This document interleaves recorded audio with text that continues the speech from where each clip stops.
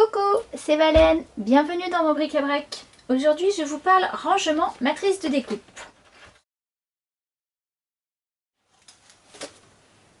Parfois je range mes petites matrices comme celle-ci dans des petites pochettes qu'on trouve chez Action. J'avais trouvé l'idée chez Nini Peanuts. Au départ je pensais pas l'utiliser parce que j'avais peur que les pochettes ne soient pas solides parce que c'est quand même du plastique très fin, puis finalement c'est pas trop mal. Pour tenir les petites matrices, ça va. Alors en général souvent ce que je fais c'est que j'utilise un morceau de feuille aimantée, ça c'est un ruban aimanté. Là il y en a largement assez pour tenir ces deux matrices de découpe. J'aime beaucoup le rangement des Infinity Dies de Hero Art. C'est vraiment super, c'est sous blister en quelque sorte, sous un plastique, ça reste assez rigide. Alors j'ai quand même rajouté un morceau de feuille aimantée dessus parce que ça les tient quand même beaucoup mieux. Mais ça reste vraiment un rangement que je trouve super. Alors après j'ai testé des rangements avec la fuse de We Are Memory Keepers. Donc je me suis fait des pochettes plastiques pour ranger.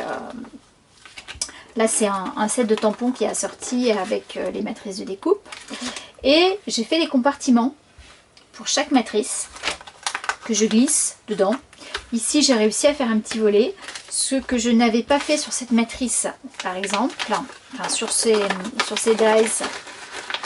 Et du coup vous allez comprendre le problème, c'est que ça sort. Voilà, ça tient pas bien dedans. Alors certes, il y a un compartiment pour chaque, mais ça tient pas bien dedans.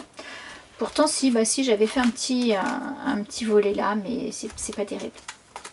Bon, et puis il y a un autre problème à ce rangement.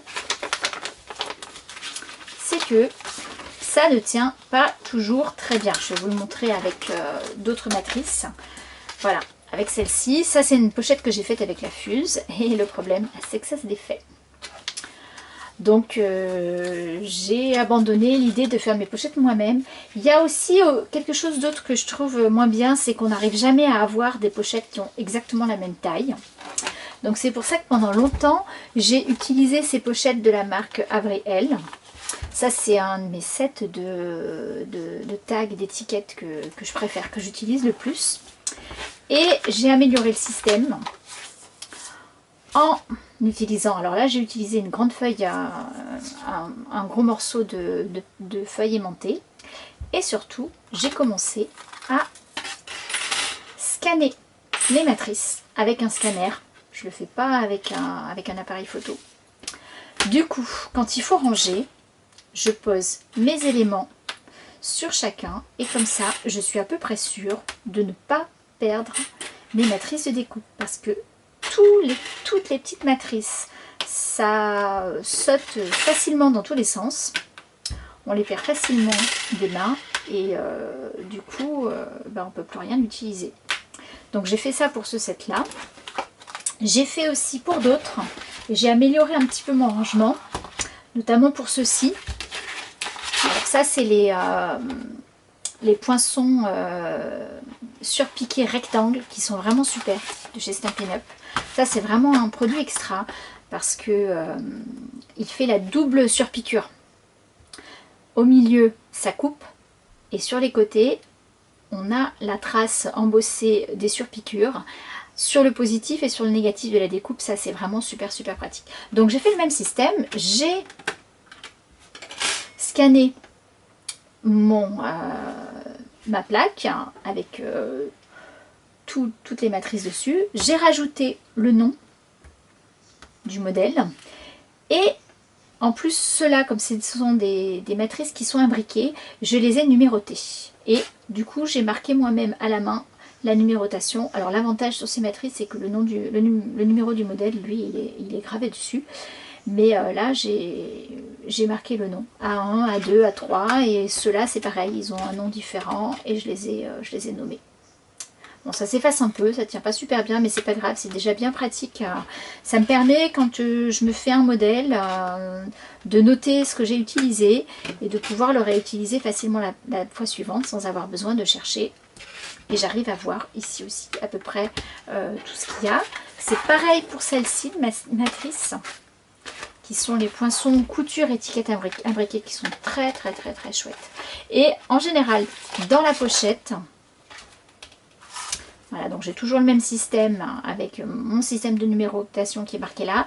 Et là, alors la surpiqûre, c'est des tout petits points. C'est vraiment très joli. Et là aussi, on a les points de part et d'autre de la découpe. Donc ça reste sur le positif et le négatif de la découpe. Et en général, avec ce genre de choses, je découpe, je garde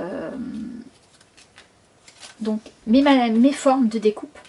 Ça me permet, quand je cherche, que j'ai un texte, de savoir si, ou une image, de savoir si ça va bien rentrer dedans. Donc je garde ça, plus à côté, ceci, avec la numérotation, avec ma numérotation que je me suis choisie. Voilà, et ça tient assez bien. C'est surtout pratique parce qu'au moment du rangement, on est sûr de retrouver ce dont on a besoin.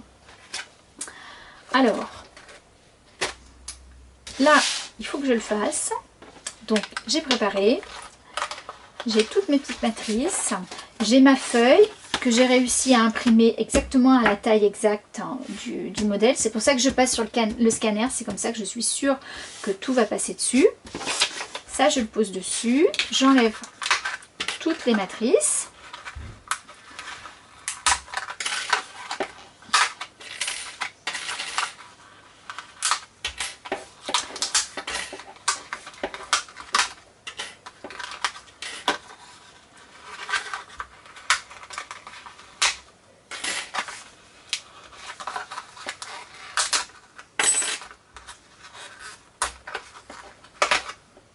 Voilà.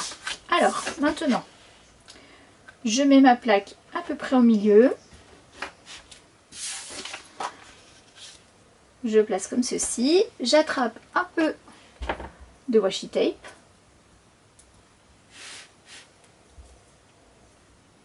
Hop, un petit morceau. Découper rapidement.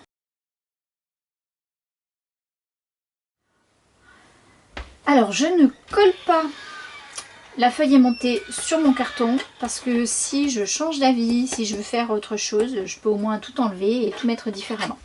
Donc une fois que c'est fait, hop, on pose dessus. On remet chaque chose à sa place.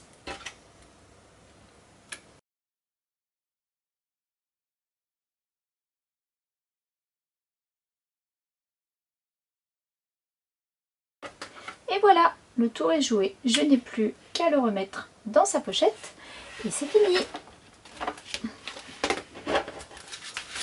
Voilà, j'espère que ces petites astuces, ces petites pistes pour ranger vos matrices de découpe vous auront été utiles.